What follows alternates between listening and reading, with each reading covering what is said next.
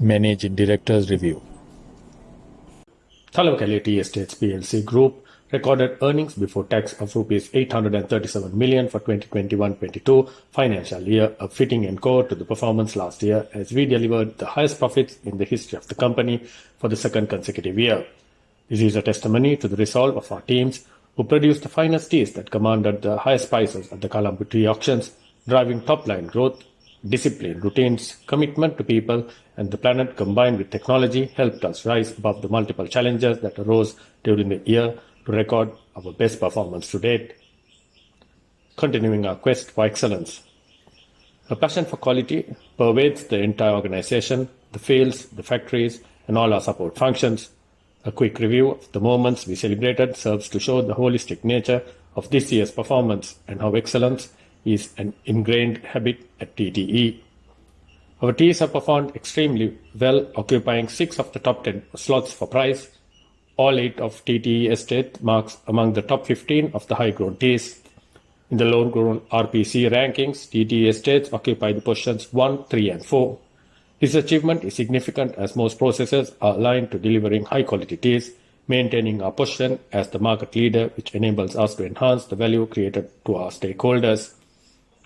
TTE became the first plantation company to be certified as a Great Place to Work from the Great Place to Work organization, which was an outstanding success and the second best in Asia, and we were also ranked among the top 10 best places for work for women, based on a survey of over 1,000 employees randomly picked by Great Place to Work. The scores serve to benchmark the plantation sector with other industries and countries and reflect the years of work done to shed the stigma that was part of the plantation sector legacy from colonial times. We are also proud to be one of the founding members of the GRI South Asia Charter alongside Hales PLC, who are the only companies in Sri Lanka to be part of this. This follows a thorough review of the alignment between the sustainability practices of these companies and the principles of the Charter. TTE's annual report also won the most number of awards for a single company at the Asia Integrated Reporting Awards, with gold awards for governance, integrated thinking and value creation, and Hallbar Sustainability Reporting Award from Alfred Nobel Institute, awarded second best integrated annual report in the world, Asia. It also won the Plantation Sector Gold Award at the CAS Sri Lanka Annual Report Awards for 7 consecutive years. Plantation Sector Merit Award, winner for the CMA Integrated Reporting, winner of the ACCA Sri Lanka Sustainability Reporting Award in the Retail and Trading category. These reflect the holistic nature of the progress made on environment, social, and governance aspects of our operations. Flexible strategies for uncertain times. The year commenced with a new wave of COVID-19 pandemic and a ban on chemical fertilizer and other agrochemicals, which was a double blow. We anticipated a difficult year prior to this as there were supply chain issues with long lead times, which added to the stress, a weakening economy and a rupee, as well as global inflation and increased freight rates, which were already posing challenges. Effective risk management processes, both within TTE and the parent company, enabled us to identify the risk early and take steps to mitigate them. Our mission was clear and understood by all, and the principles underlining it well integrated into our decision-making processes and culture. We supported the flexibility in strategy as the year became more challenging, with inflation and supply shortages becoming critical issues in the second half of the year. Clearly, our strategies needed to be flexible to work around these impediments. COVID safety protocols were in place, and we worked with local health authorities to vaccinate the staff to facilitate business continuity. Management of the pandemic was perhaps the most difficult task, as 83% of our employees are resident on the estates. We also needed to review our cost profiles to further rationalize our costs in view of the upward trend in inflation. Diversification was a key strategy, but finding suitable arable land was a challenge. We have now cultivated 40 hectares each of coconut and cinnamon. Our target is to increase this to 100 hectares each. Diversifying our revenue streams. We have also installed solar PV systems on 5 of our factories, supporting clean energy generation and also generating additional revenue. We needed win-win solutions in which employees would be willing participants in line with our commitment to drive sustainable growth. People-focused solutions. Our teas thrive when climate and soil are complemented by the people and processes. in synchronized harmony. Knowing this enabled us to drive meaningful solutions to the challenges. Communication of our plans was key to success, and all estate teams were briefed every 10 days and monthly on plans, performance, and potential challenges to ensure alignment to overall strategy. Management of the pandemic was perhaps the most difficult task. COVID safety protocols were in place from the previous year, and considerable work had been done to raise awareness of the need for safety protocols. We worked with local health authorities to vaccinate the staff to facilitate business continuity by achieving 100% vaccination rates for the second dose. We provided incentives to employees, providing opportunities to increase their earnings through contract work and target-driven benchmarks. Our flagship project, A Home for Every Plantation Worker, continues to invest in housing in partnership with the Plantation Human Development Trust. Estate employees own their houses through the Estate Worker Cooperative Housing Society in each estate, and many have received their own cottages, uplifting their lives, although a few remain in the legacy barracks. Several programs are implemented to engage employees and uplift their lives through capacity building programs in addition to the regular training and development programs. Estate employees participate in a percentage of companies' realized profits, aligning personal and organizational objectives. As most of the employees are female, we have a comprehensive program for maternal and child care, which are administered by teams on each estate. All employees have health care from cradle to grave, and the maternal care program ensures that 100% births are in hospitals. Additionally, child development officers operate preschools, which enable mothers to work while ensuring that their children are provided the necessary stimuli for their development in safe and caring environment. We have also implemented an award scheme to recognize the best plucker every month, and there is an annual award ceremony to recognize their achievement, which is unique to Haley's Plantation. This program has served to inspire and motivate them to enhance their productivity. The Outgrower scheme in operation enables employee family members and pensioners on the estate to earn a livelihood in a flexible manner. Based on a contract, we are pursuing a strategy of allocating blocks of tea to these block managers, who will be provided inputs and training by the TTE, and they will be paid a higher rate for harvest. Nurturing the environment.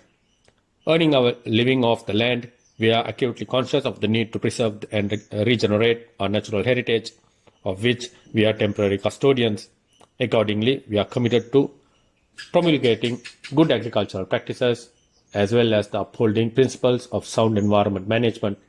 Certifications affirm the company's commitment to systematic management of its natural resources, which play a key part in the country's water resources and animal corridors. The weedicide ban was handled with buyback weeds program, involving payment for the weight of weeds collected, providing opportunities for employees to increase their earnings.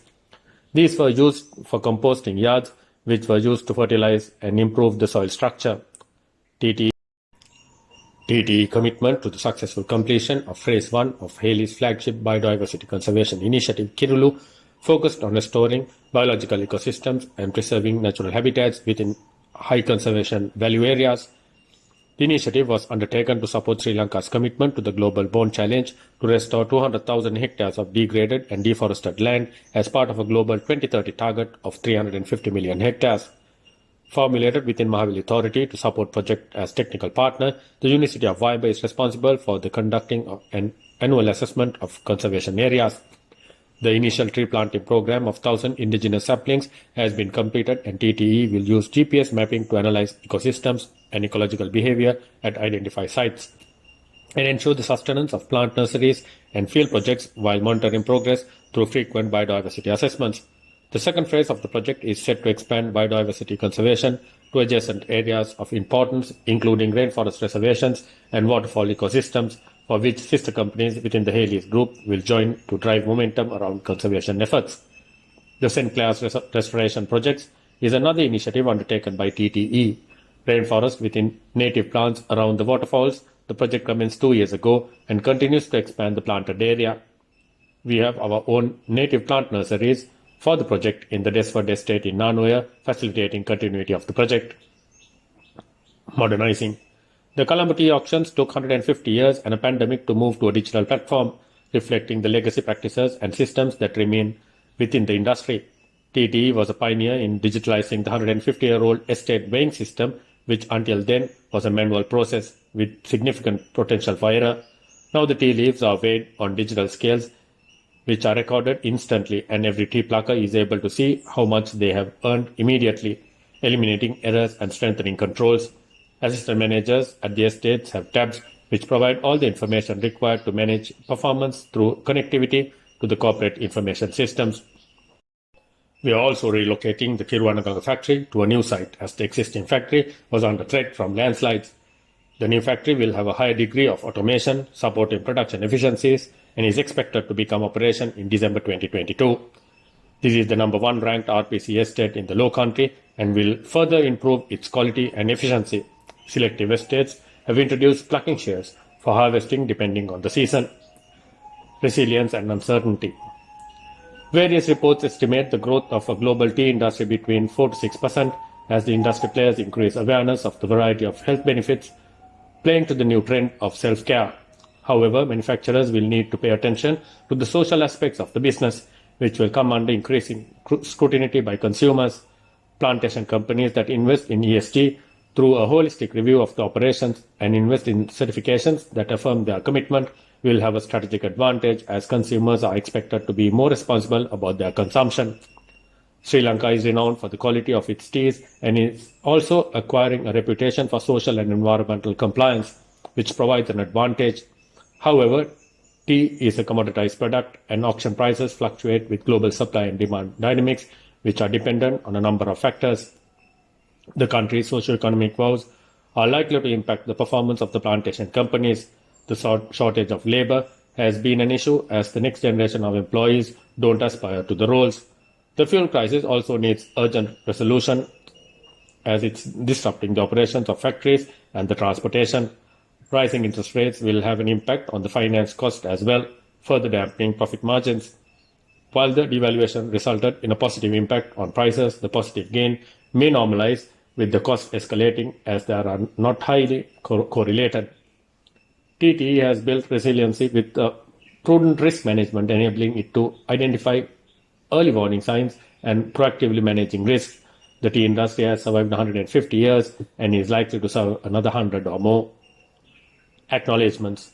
I place on record my appreciation of the efforts of each employee who made this performance possible and count on their cooperation in a year that looks more challenging than the previous 3 years. I thank the board of TTE for their vigilance and advice. I also wish to thank our brokers and other business partners who have worked alongside us in driving the growth of the industry. I close by thanking our investors for their confidence and look forward to delivering increased returns in the coming year. Prashant Rajadurai, Managing Director.